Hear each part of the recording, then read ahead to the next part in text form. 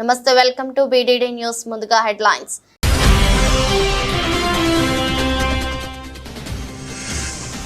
హైడ్రాకి రాష్ట్ర ప్రభుత్వం విశేషాధికారాలు. ఓఆర్ఆర్ లోపలి కోర్ ఏరియా అంతా హైడ్రా పరిధిలోకి తీసుకువస్తూ మంత్రివర్గం నిర్ణయం.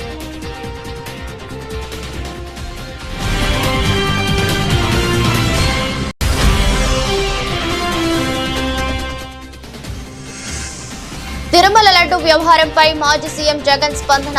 నెయ్యిలో జంతువుల కొవ్వు అనేది కట్టుకదని ఖండించిన వైసీపీ అధినేత.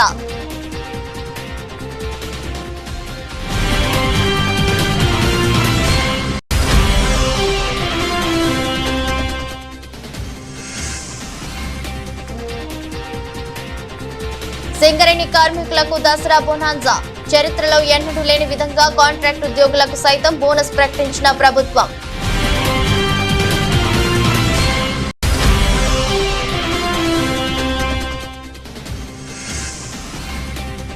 చర్లపల్లి జైలుకు జానీ మాస్టర్. 14 రోజుల రిమాండ్ విధించిన కోర్టు.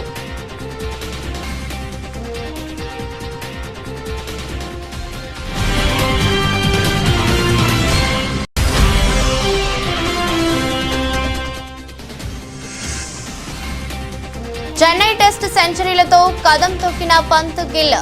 బంగ్లాదేశ్ ముందు భారీ లక్ష్యం.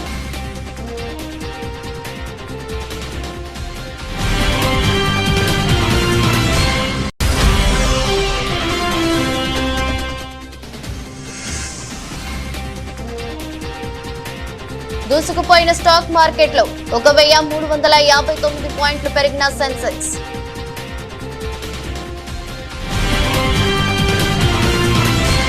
స్వాతంత్ర సమరయోధుడు, తెలంగాణ ఉద్యమకారుడు స్వర్గీయ కొండ లక్ష్మణ్ బాపూజీ గారి వర్ధంతి సందర్భంగా ముఖ్యమంత్రి రేవంత్ రెడ్డి ఆ మహానీయుడిని నివాళులర్పించారు. జూబ్లీహిల్స్ నివాసంలో బాపూజీ చిత్రపటానికి పుష్పాంజలి ఘటించారు. బడుగు బలహీన వర్గాల సంక్షేమానికి బాపూజీ తప్పించారని, వారి స్ఫూర్తిని ప్రజా ప్రభుత్వం కొనసాగిస్తుందని అన్నారు. Hyderabad disaster response asset monitoring and protection agency హైడ్రాకి రాష్ట్ర ప్రభుత్వం విశేషాధికారాలు కల్పించింది.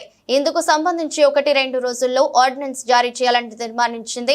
ఔటర్ రింగ్ రోడ్డు లోపల ఉన్న కోర్ ఏరియా మొత్తాన్ని హైడ్రా పరిధిలోకి తెచ్చింది.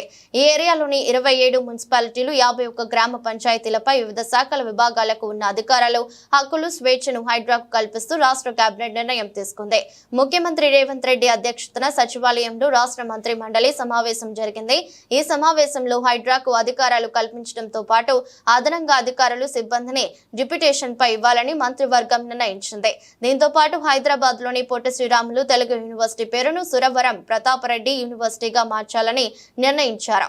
కోటిలోని మహిళా యూనివర్సిటీకి వీరనారి చాకలి ఏలమ్మ పేరును, రాష్ట్రంలో కొత్తగా ఏర్పాటు చేసిన Indian institute of handloom and textiles కు కొండ లక్ష్మణ్ బాపూజీ పేరును పెట్టాలని నిర్ణయం తీసుకున్నారు. వీటితో పాటు రాష్ట్రంలో కొత్తగా అనుమతి పొందిన 8 మెడికల్ కాలేజీలకు 3000 పైచిలకు బోధనేతర పోస్టులను మంజూరు చేయాలని, ఎస్ఎల్బీసీ టెనల్ నిర్మాణ అంచనా వ్యయాన్ని 4637 కోట్లకు పెంచాలని, సన్న వడ్లకు 500 బోనస్ ను ఈ ఖరీఫ్ సీజన్ నుంచి ఇవ్వాలని, తెల్ల రేషన్ కార్డులను అక్టోబర్ నుంచి జారీ చేయాలని నిర్ణయించారు. కేబినెట్ భేటీలో తీసుకున్న నిర్ణయాలను మంత్రులు పొంగులేటి శ్రీనివాసరెడ్డి, ఉత్తమ్ కుమార్ రెడ్డి, కోమటిరెడ్డి వెంకటరెడ్డి మీడియాకు వివరించారు. హైడ్రా సబ్జెక్ట్ వచ్చి హైడ్రాకి ఒక చట్టబద్ధతని ఈ కేబినెట్ లో కల్పించడం జరిగింది. హైడ్రా ముఖ్య ఉద్దేశం ఏదైతే ఉందో, ఔటర్ రింగ్ రోడ్డుకి ఇన్నర్ లో ఉన్న కోర్ హైదరాబాద్ కి ఈ హైడ్రా అనేది చెరువులు, కుంటలు, ఏవైతే రిజర్వాయర్స్ ఉన్నాయో రిజర్వాయర్లు, నాలాలు, వీటన్నిటికీ ఎఫ్టీఎల్ బఫర్ జోన్ లో ఏవైతే స్ట్రక్చర్స్ ఉన్నాయో, ఏవైతే గతంలో మున్సిపాలిటీలు, కార్పొరేషన్లు, వివిధ శాఖలకు సంబంధించిన అంశాలన్నిటిలో ఈ హైడ్రా పూర్తిగా వాటికి ఎన్నైతే హక్కులు ఉన్నాయో ఈ హైడ్రాకి ఈనాడు కేబినెట్ లో వాటన్నిటికీ సంబంధించిన అంశాలని హైడ్రాని ఇన్కార్పొరేట్ చేయటం జరిగింది. దీంట్లో ప్రధానంగా ఈ కోర్ అర్బన్ రీజన్ ఏదైతే ఉందో ఓఆర్ఆర్ కి ఇన్నర్ సైడ్ ఉన్న దాంట్లో 27 అర్బన్ లోకల్ బాడీస్ ఉన్నాయి.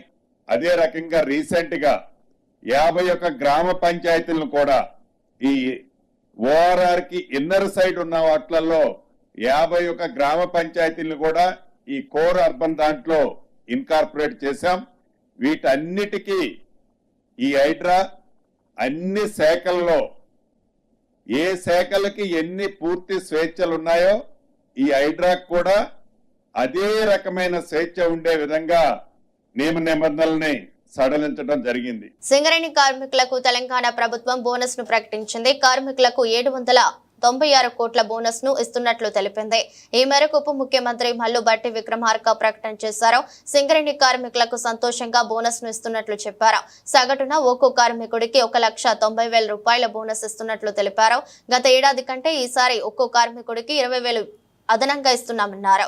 సింగరేణిలో 25,000 మంది కాంట్రాక్టు కార్మికులు ఉన్నారని వెల్లడించారు. కాంట్రాక్టు ఉద్యోగులకు ఒక్కొరికి 5,000 చొప్పున ఇవ్వాలని నిర్ణయించామన్నారు. రాష్ట్ర ప్రభుత్వం ప్రాఫిట్ ఆఫ్టర్ ట్యాక్స్ 2023-24 సంబంధించి 4,701 కోటి రూపాయలుగా ప్రకటిస్తూ దీనిలో సింగరేణి సంస్థ ఆ సింగరేణి సంస్థలో పనిచేస్తున్నటువంటి యాజమాన్యంతో పాటు కార్మిక సోదరులు వారి భవిష్యత్ తరాలు కూడా ఇదే రకంగా పెద్ద ఎత్తున ఉపయోగపడాలనేటువంటి ఆలోచనతో సింగరేణి వ్యవస్థని కూడా విస్తరిస్తూ కొంత పెట్టుబడి పెట్టే కార్యక్రమాన్ని కూడా ఈ సందర్భంగా తీసుకుంటాం. ఆ పెట్టుబడి సంబంధించి ఇన్వెస్ట్మెంట్ 2,289 కోట్లు పోగా 2,412 కోట్లని 33% లెక్క 796 కోట్లని కార్మికులకి అంటే ఉద్యోగస్తులకి సరాసరి అనే యావరేజ్ 1,90,000 రూపాయలుగా 1,90,000 రూపాయలుగా పంచేటువంటి కార్యక్రమాన్ని ఈ సందర్భంగా ముఖ్యమంత్రి గారి సమక్షంలో యావత్ మంత్రిమండలి మొత్తం సింగరేణి యాజమాన్యంతో కలిసి ఇప్పుడు ప్రకటిస్తా ఉన్నాం. దీనికి మేమంతా చాలా సంతోషిస్తా ఉన్నాం. ఇంత పెద్ద ఎత్తున పంచుతున్నాం. గత సంవత్సరం కార్మికులకి 1,80,000 పంచితే ఈ సంవత్సరం అదనంగా 1,70,000 పంచితే ఈ సంవత్సరం అదనంగా ఇంకొక 20,000 కలిపి 1,90,000 పంచుతా ఉన్నాం. ఇది 20,000 అదనంగా మనం ఈ సంవత్సరం కార్మికులు పంచుతాము. ఇది కాకుండా కూడా ఇంకా కార్మికుల భవిష్యత్తు కోసం పెద్ద ఎత్తున సింగరేణి సంస్థ చేత విస్తరించడానికి తీసుకోవాల్సిన చర్యలు కూడా చేపడతాం. దేశవ్యాప్తంగా చర్చనీయాంశమైన తిరుమల లడ్డు వ్యవహారంపై ఏపీ మాజీ ముఖ్యమంత్రి వైసీపీ అధినేత వైఎస్ జగన్మోహన్ రెడ్డి స్పందించారు. లడ్డు తయారీలో వాడే నెయ్యిలో జంతువుల కొవ్వు ఉందనేది ఒక కట్టుకథని కొట్టిపారేశారు. దశాబ్దాలుగా జరుగుతున్న పద్ధతుల్లోనే తిరుమలలో లడ్డు తయారీ జరుగుతుందని అన్నారు. దేవుణ్ణి కూడా రాజకీయాలకు వాడుకునే దుర్మార్గమైన మనస్తత్వం చంద్రబాబుదని విమర్శించారు. భక్తుల మనోభావాలతో ఆడుకోవడం ధర్మమేనా అని ఆయన ప్రశ్నించారు. ప్రతి 6 నెలలకు ఒకసారి నెయ్యి సరఫరా కోసం టెండర్లు పిలుస్తారని, చంద్రబాబు ముఖ్యమంత్రిగా ఉన్న సమయంలోనే నెయ్యి శాంపిల్స్ తీసుకున్నారని, జూలై 23న రిపోర్టు వస్తే ఇప్పుడు చంద్రబాబు మాట్లాడటం విడ్డూరమని మండిపడ్డారు. జూలై 17న NDDBకి నెయ్యి శాంపిల్స్ పంపించారని, జూలై 23న రిజెక్ట్ చేస్తే చంద్రబాబు ఇప్పటి వరకు ఏం చేశారో ఎందుకు బయటకు చెప్పలేదని ప్రశ్నించారు. జరిగినది జరిగినట్టు చంద్రబాబు చెప్తున్నారని జగన్ పేర్కొన్నారు. నెయ్యి తీసుకొచ్చే ప్రతి ట్యాంకర్ సర్టిఫికేట్ తీసుకోవాలని, ప్రతి ట్యాంక్ శాంపిళ్లను 3 సార్లు టెస్ట్ చేస్తారని వివరించారు.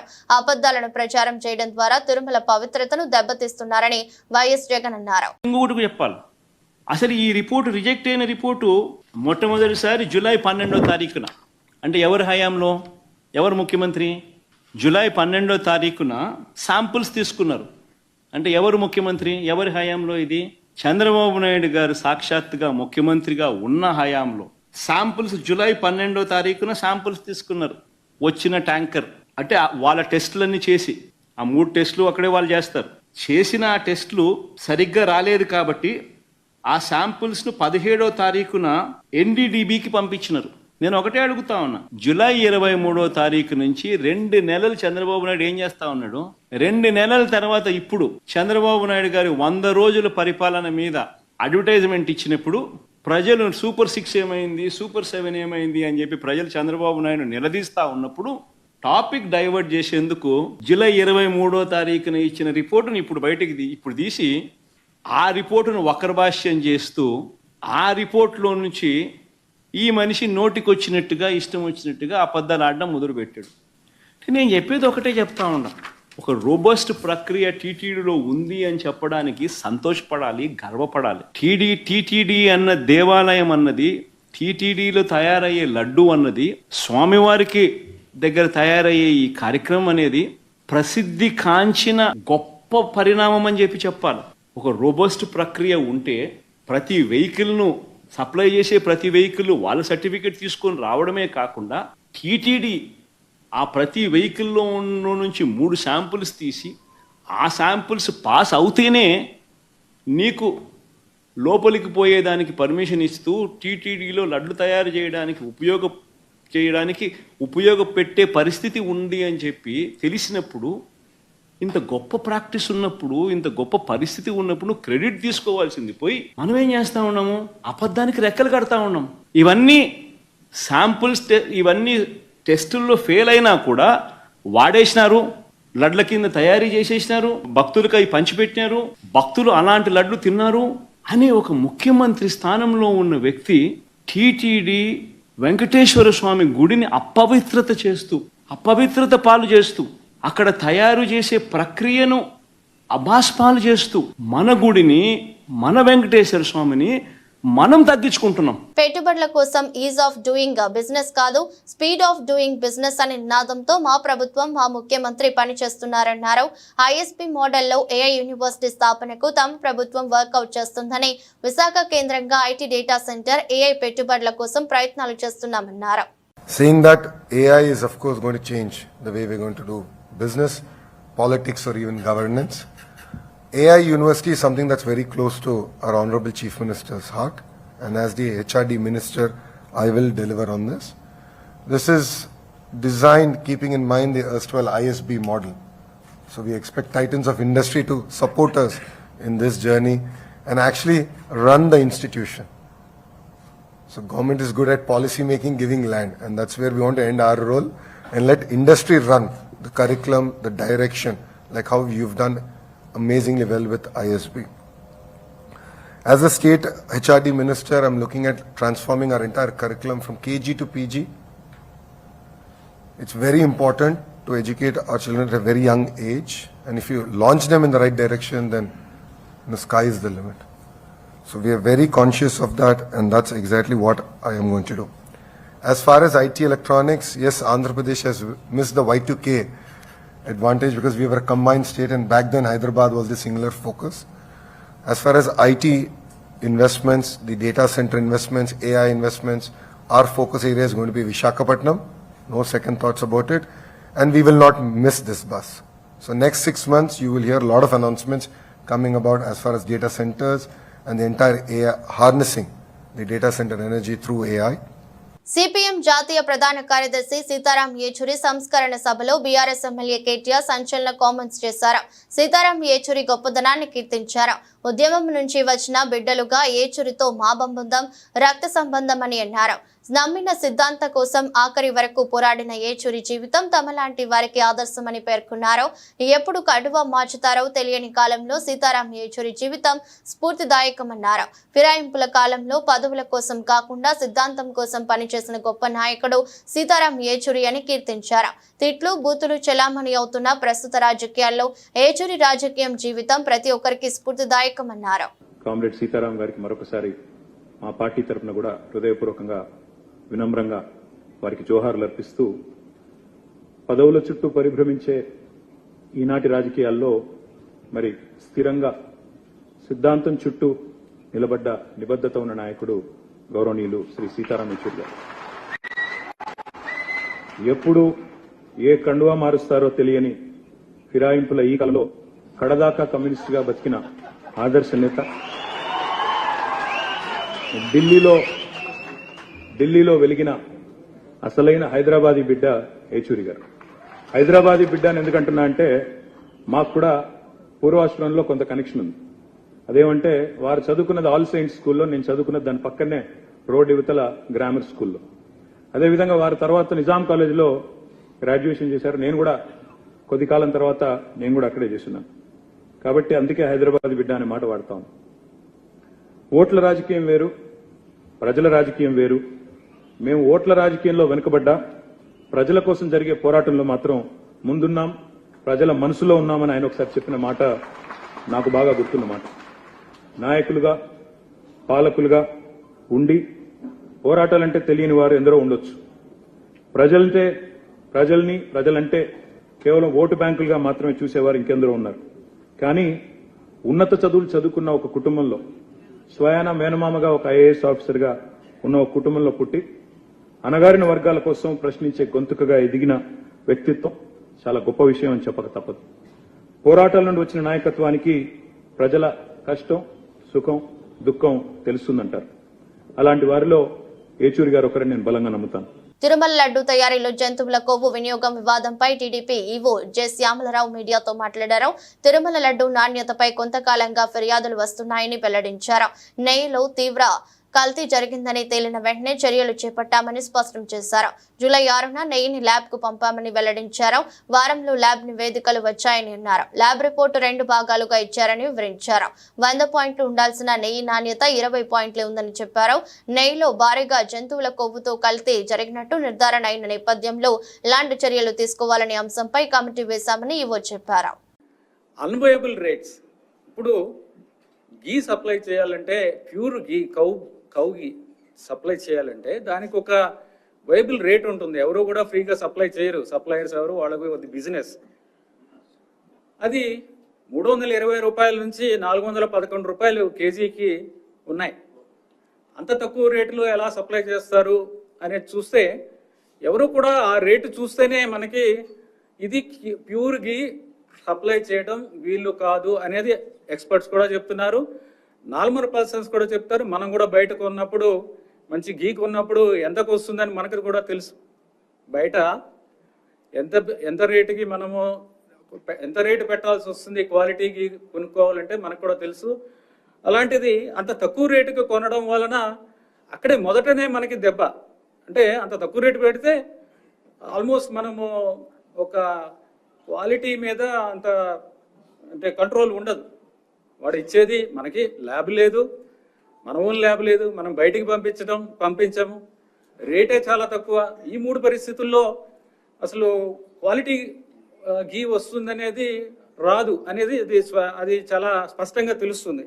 ఎనివే, ఆ రీజన్స్ అనేది అనలైజ్ చేయడం జరిగింది. అనాలిసిస్ ఎందుకు చేశామంటే కరెక్టివ్ స్టెప్స్ తీసుకోవాలి, ఏం జరిగింది, ఎలా చేయాలి దాన్ని, అది చూస్తే ఈ విధంగా తెలిసింది.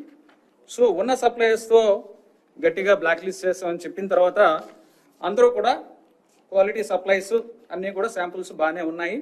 ఎక్సెప్ట్ ఒక సప్లయర్ ఏఆర్ ఫుడ్స్,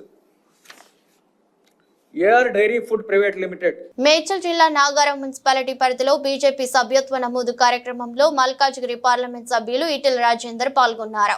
ఈ సందర్భంగా ఆయన మాట్లాడుతూ, సభ్యత్వ నమోదు కార్యక్రమంలో మనం ఎంత ఎక్కువ ఇన్వాల్వ్ అయితే అంత గొప్పగా అయ్యే ఆస్కారం ఉంటుందని, ఇవాళ మనం పడే కష్టం చేసే సభ్యత్వం అనేక సమస్యలకు అది ఒక జవాబు అవుతుందన్నారు. రేపు కార్పొరేటర్ కావాలన్నా, ఎమ్మెల్యేలు ఎంపీలు గెలవాలన్నా ఈ సభ్యత్వ నమోదు కార్యక్రమం ఉపయోగపడుతుందని గుర్తు చేశారు. నాకు చిన్న పెద్ద అని తేడా లేదు, ఎక్కడ మీటింగ్ కు పిలిచినా వస్తాను. మనం పార్టీని గొప్పగా ఎదగాలనే ప్రయత్నం చేస్తున్నాం కాబట్టి అలా మనం పని చేస్తేనే పార్టీ విస్తరించే ఆస్కారం ఉంటుంది. కాబట్టి మీకు తోడుగా ఎప్పుడు ఉంటానని హామీ ఇచ్చారు. ఎన్నికలప్పుడు ఎలా అయితే తిరిగారో ఇప్పుడు కూడా అలానే తిరిగి సభ్యత్వ నమోదును చేయించాలని కోరుతున్నారు.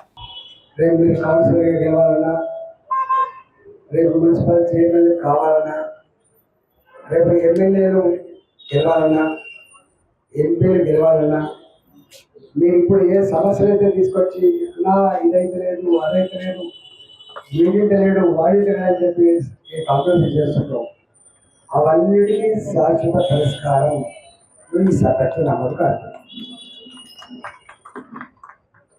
రెండవది, నేను నామస్కూల్ కావాల్సి అక్కర్లేదు. నేను మా చెల్లెళ్ళ నన్ను ఊరు అనుకుంటాడు, సౌండ్ తక్కువ అలాగే వస్తుంది అంటే నువ్వెందుకే కదా అని అంటాడు. ఎంపీలు వస్తారుగా ప్రోగ్రామ్ అంటాడు. నేను దేనికైనా వస్తాను టైం ఉంటే తప్పకుండా. నాకు చిన్న పెద్ద, ఇది నేను పాల్గొనేది, నేను పాల్గొన కూడది, ఇది చిన్న అయినా ఆయన పెద్ద అయినా కానీ వ్యత్యాసం లేదు నాకు. ఎందుకంటే మనం కొత్తగా పార్టీని గొప్పగా ఎదగాలని ప్రయత్నం చేసుకుంటున్నాం కాబట్టి అట్లా మనం పని చేసుకుంటేనే రేపు విస్తరించేటువంటి ఆస్కారం ఉంటుంది. కాబట్టి మీరు తోడుగా మా చంద్రబాబు నాయుడు వరుసగా ఇన్స్పిరేషన్ అంటే నాదేమైనా ఇన్స్పిరేషన్ నిజంగా పనికొచ్చాలనుకుంటే నా పరిచయం కూడా పనికొచ్చాలంటే తప్పకుండా ఆ పరిచయాన్ని పార్టీకి అప్పచెప్పాల్సిన బాధ్యత ఉంటుంది. పార్టీ వల్ల నాకు ఏం జరిగిందో నా వల్ల కూడా పార్టీగా ఏం జరగాలి. కానీ అట్లయితేనే ముందుకు పోతుంది తప్ప లేకపోతే కేవలం పార్టీ మీద డిపెండ్ కావడం లేకపోతే కేవలం నాకు డిపెండ్ అయ్యేది లేదు. సింబయాటిక్ యాక్టివిటీ అంటుంది. సింబయాటిక్ యాక్టివిటీ పార్టీ మనం పార్టీకి. కాబట్టి దయచేసి ఇవాళ నేను అన్నాడు వర్షం పడుతుంది జనం ఉంటారో 50 మందిగా పర్వాలేదు వస్తా అని చెప్పి 50 మంది. సింగరేణి కార్మికులకు తెలంగాణ సర్కార్ గుడ్ న్యూస్ చెప్పింది. భారీగా దసరా బోనస్ ప్రకటించింది. చరిత్రలో ఎన్నడూ లేని విధంగా కాంట్రాక్ట్ ఉద్యోగులకు సైతం బోనస్ ప్రకటించింది ప్రభుత్వం. శుక్రవారం నాడు ముఖ్యమంత్రి రేవంత్ రెడ్డి, ఉప ముఖ్యమంత్రి బట్టి విక్రమార్క సంయుక్తంగా మీడియా సమావేశం నిర్వహించి సింగరేణి కార్మికులకు బోనస్ ఇస్తున్నట్లు ప్రకటించారు. ఈ సందర్భంగా మాట్లాడిన సీఎం, డిప్యూటీ సీఎం ఒక్కో సింగరేణి కార్మికుడికి 1.9 లక్షలు బోనస్ ఇస్తున్నట్లు ప్రకటించారు. గత సంవత్సరం కంటే ఏడాది 20,000 అధికంగా ఇస్తున్నామన్నారు. చరిత్రలో మొట్టమొదటిసారి సింగరేణి కాంట్రాక్ట్ కార్మికులకు 5,000 బోనస్ ఇస్తున్నామని చెప్పారు. తెలంగాణ ఉద్యమంలో సింగరేణి కార్మికులది కీలక పాత్రని, కార్మికుల కుటుంబాల్లో ఆనందం చూడాలన్నదే ప్రభుత్వ లక్ష్యమన్నారు. కార్మికులకు మొత్తంగా 796 కోట్లు బోనస్ గా ప్రకటిస్తున్నామని చెప్పారు. 2023-24 ఏడాదిలో సింగరేణి లాభాలు 4,701 కోట్లు అని వెల్లడించిన డిప్యూటీ సీఎం బట్టి విక్రమార్క సింగరేణి లాభాల్లో వాటాను దసరా బోనస్ గా కార్మికులకు ఇస్తున్నామని చెప్పారు. రాష్ట్రానికి సింగరేణి తలమానికమని డిప్యూటీ సీఎం బట్టి విక్రమార్క పేర్కొన్నారు. 2023లో సింగరేణి 4,701 కోట్ల లాభం గడించిందని, సింగరేణి విస్తరణకు 2,289 కోట్లు పెట్టుబడిగా పెట్టాలని నిర్ణయించామన్నారు. మిగిలిన 2,412 కోట్లను ఒక్కో కార్మికునికి 1.90 లక్షలు చొప్పున పంచాలని నిర్ణయించామన్నారు. 41,837 మంది కార్మికులు సింగరేణిలో పనిచేస్తున్నారని బట్టి చెప్పారు. అలాగే 25,000 మంది కాంట్రాక్ట్ కార్మికులు పనిచేస్తున్నారని తెలిపారు. గతంలో ఎప్పుడు కాంట్రాక్ట్ ఉద్యోగులకు లాభాలు పంచలేదని, మొదటిసారి కాంట్రాక్ట్ కార్మికులకు 5,000 చొప్పున పంచుతున్నామని బట్టి తెలిపారు. గోదావరి నదిలో ఓఎన్జీసీ చమురు సంస్థ వేసిన పైప్ లైన్ నుంచి గ్యాస్ లీక్ అవుతుంది. శనివారం తెల్లవారుజాము నుంచి నదిలో నీటిని చీల్చుకుంటూ గ్యాస్ పైకి ఎగిసి వస్తుంది. యానాం, దర్యాలతిప్ప, కాట్రేనికోన మండలం బలుసుతిప్ప మధ్యలో ఈ లీకేజీ చోటు చేసుకుంటుంది. చుట్టుపక్కల కిలోమీటర్ల మేర ఈ గ్యాస్ వ్యాపించింది. మంటలు ఎగిసిపడే ప్రమాదం ఉందని స్థానికులు భయాందోళనను వ్యక్తం చేస్తున్నారు. అధికారులు వెంటనే స్పందించి గ్యాస్ లీకేజీని ఆపేందుకు చర్యలు తీసుకోవాలన్నారు. గోదావరి జిల్లాలో ఇలాంటి గ్యాస్ లీక్ ఘటనలు, గ్యాస్ లీక్ కారణంగా మంటలు చెలరేగిన ఘటనలు గతంలోనూ చోటు చేసుకున్నాయని గుర్తు చేశారు. అందువల్ల వెంటనే ఈ గ్యాస్ లీకేజీని అరికట్టి భారీ నష్టం జరగకుండా చూడాలని స్థానికులు డిమాండ్ చేస్తున్నారు. చూడండి ఎలా పొంగుతుందో. ఇక్కడ పైప్ లైన్ అనేది ఇక్కడ అన్ని ఉన్నాయి, ఆనవాళ్ళు అన్ని ఉన్నాయి. చాలా దారుణమైన పరిస్థితి ఇక్కడ మేము చూస్తున్నాం. మేము ఈ రోజు యానం కాంగ్రెస్ పార్టీ నుంచి అలాగే విసికే పార్టీ నుంచి నాయకులు కార్యకర్తలు కలిసి మాకు ఈ విషయం తెలిసినట్టుంటే కూడా ఇక్కడికి మేము రావడం జరిగింది. ఒక్కసారి వీడియో చూడండి, ఎంత దీనివల్ల డ్యామేజ్ అవుతుంది, దీనికి ఎవరు సమాధానం చెప్తారు, దీనివల్ల పిస్టల్ పడడం జరుగుతుంది. దీని మీద స్పందించాల్సిన నాయకులు ఏమయ్యారు, ప్రభుత్వ అధికారులు ఏమయ్యారని నేను అడుగుతాను. నేను ఈ రోజు క్వశ్చన్ ఇస్తాను అందరికీ కూడా. మల్లాడి కృష్ణారావు గారు అలాగే ఉన్న లోకల్ ఎమ్మెల్యే గారు మీరు ఏం చేస్తున్నారు, ఇలాంటివన్నీ కూడా మీరు తెలుసుకుని దీని మీద స్పందించాలి. రేపొద్దున జరగరాని కూడా ఏదైనా అనర్థం జరిగితే దీనివల్ల ఎవరు సమాధానం చెప్తారు. ఇది భయంకరమైన స్మెల్ రావడం జరుగుతుంది. మీరు దయచేసి దీని మీద స్పందించి వెంటనే తగిన యాక్షన్ తీసుకోవాలి. దీనివల్ల కూడా చాలా డ్యామేజ్ ఉంటుందని తెలుస్తున్నాం. మేము అక్కడికి వెళ్ళడానికి భయం వేస్తుంది. అక్కడికి వెళ్తుంటే భయంకరమైన స్మెల్ వస్తుంది. దయచేసి మీరు అందరూ కూడా దీని మీద స్పందించి. మహిళా డాన్సర్ పై లైంగిక దాడికి పాల్పడినట్టు ఆరోపణలు ఎదుర్కొంటున్న సినీ కొరియోగ్రాఫర్ జానీ మాస్టర్ కు రాజేంద్ర నగర్ కోర్టు 14 రోజుల పాటు రిమాండ్ విధించింది. దీంతో పోలీసులు ఆయనను చర్లపల్లి జైలుకు తరలించారు. బాధితురాలి ఫిర్యాదు మేరకు ఈ నెల 19న గోవాలో జానీ మాస్టర్ ను అరెస్ట్ చేసిన పోలీసులు శుక్రవారం ఆయనను ఉప్పర్పల్లిలోని రాజేంద్ర నగర్ కోర్టులో హాజరుపరిచారు. అంతకుముందు ఆయనకు గోల్కొండ ఏరియా హాస్పిటల్లో వైద్య పరీక్షలు జరిపించారు. కాగా ఈ కేసు రిమాండ్ రిపోర్టులో పోలీసులు పలు అంశాలను పొందుపరిచారు. నిందితుడు గత 4 ఏళ్ల నుండి బాధితురాలపై లైంగిక దాడులకు పాల్పడుతున్నాడని, 2020లో తొలిసారి ముంబైలో లైంగిక దాడికి పాల్పడినప్పుడు బాధితురాలి వయస్సు 16 సంవత్సరాలేనని ఆ రిపోర్టులో పేర్కొన్నారు. జానీ మాస్టర్ భార్య కూడా బాధితురాలిని బెదిరించిందని, ఈ కేసులో జానీ మాస్టర్ తన నేరాన్ని అంగీకరించాడని తెలిపారు.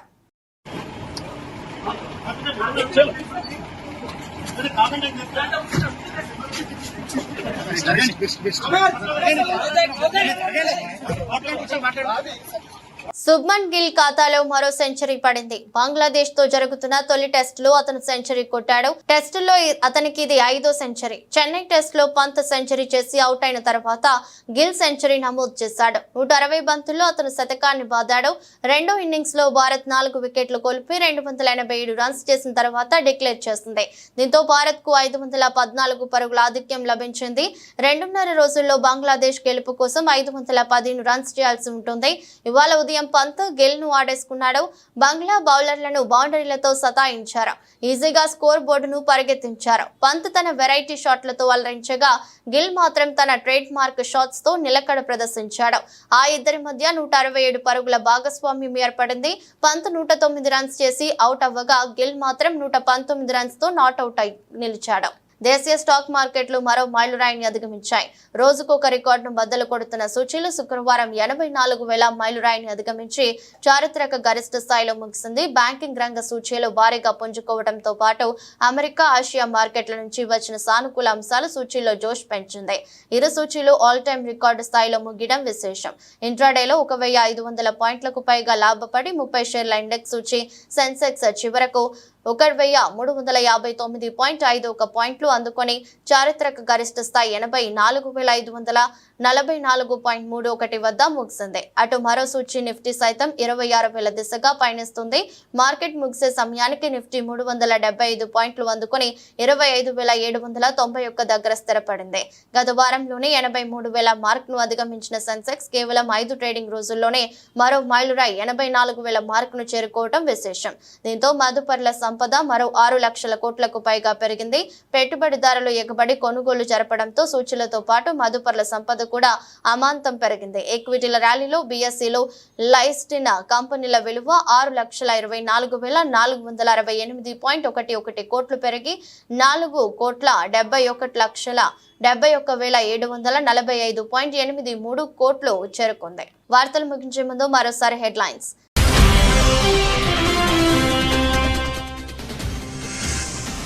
హైడ్రాకి రాష్ట్ర ప్రభుత్వం విశేషాధికారాలు. ఓఆర్ఆర్ లోపలి కోర్ ఏరియా అంతా హైడ్రా పరిధిలోకి తీసుకువస్తూ మంత్రివర్గం నిర్ణయం.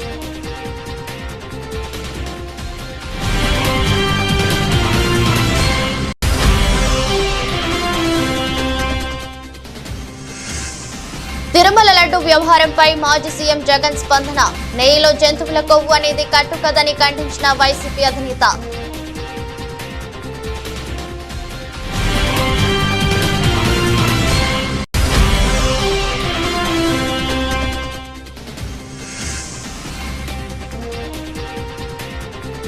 సింగరేణి కార్మికులకు దసరా బోనాన్జా. చరిత్రలో ఎన్నడూ లేని విధంగా కాంట్రాక్ట్ ఉద్యోగులకు సైతం బోనస్ ప్రకటించిన ప్రభుత్వం.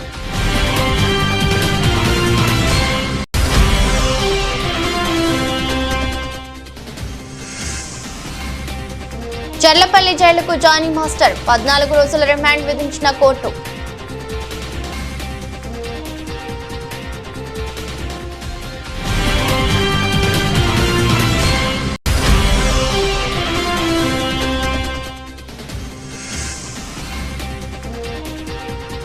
చెన్నై టెస్ట్ సెంచరీలతో కదం తొక్కిన పంత్ గిల్. బంగ్లాదేశ్ ముందు భారీ లక్ష్యం.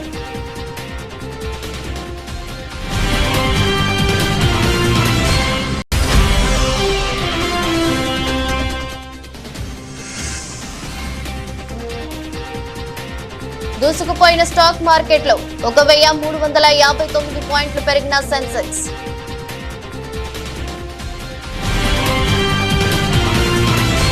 ఇది రోజు బులెటిన్. మరో బులెటిన్లో మళ్ళీ కలుద్దాం. అంతవరకు సెలవు. నమస్కారం.